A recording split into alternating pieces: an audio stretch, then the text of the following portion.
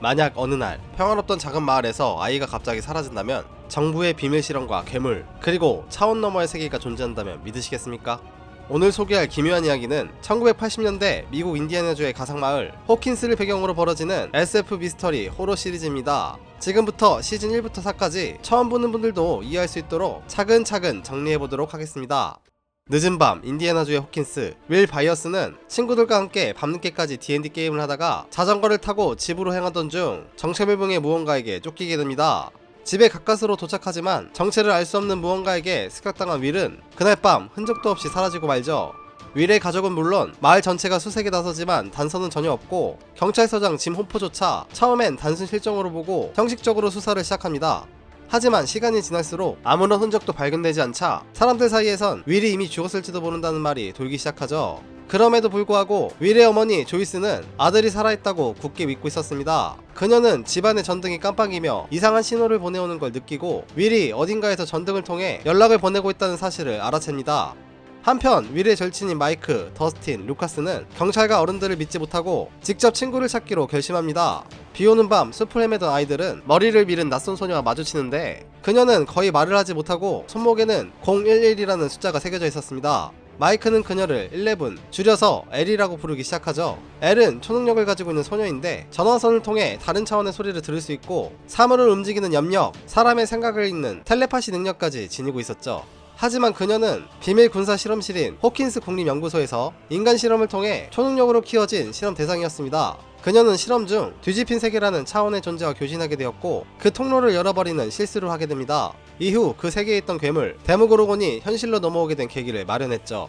윌의 어머니 조이스는 점점 더 이상한 현상을 겪습니다. 벽 너머에서 윌의 목소리를 듣고 윌이 벽을 두드리는 걸 느끼며 사람들은 그녀가 정신적으로 이상하다고 보기 시작합니다. 하지만 조이스는 벽의 전등과 알파벳을 연결해 윌과 소통할 수 있는 방법을 만들어냅니다. 그리고 마침내 전등이 하나씩 깜빡이며 이렇게 말하죠.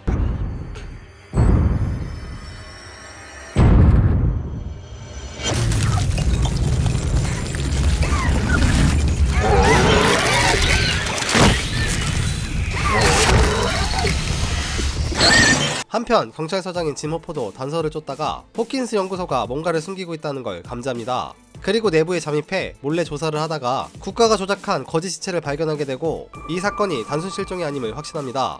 엘은 윌의 위치를 찾기 위해 배트타브라고 불리는 물속에서 의식을 집중하는 방식으로 뒤집힌 세계에 접속하는데요. 체육관 한복판에 설치된 임시수조에 들어가며 물안경을 쓰고 조용히 눈을 감습니다. 검은 어둠의 세계에서 윌과 괴물 데모고로곤의 존재를 확인하죠. 그 괴물은 먹잇감을 사냥하듯 피의 냄새나 소리에 반응해 공격하며 차원 사이를 자유롭게 드나드는 존재입니다. 이후 낸시의 친구 중 한 명인 바브 역시 실종되고 그녀 역시 뒤집힌 세계로 끌려갔다는 사실이 드러나며 사태는 더욱 심각해집니다. 조이스와 호퍼는 윌의 생존 가능성을 믿고 연구소 깊숙이 침입하게 됩니다. 하지만 이건 단순한 무력 돌입이 아니었습니다. 호퍼는 연구소 측과 은밀한 거래를 맺고 있었죠. 조건은 단 하나, L과 관련된 정보는 아무 말도 하지 않겠다는 대가로 연구소가 직접 뒤집힌 세계로 들어가는 포탈을 열어주는 것이었습니다.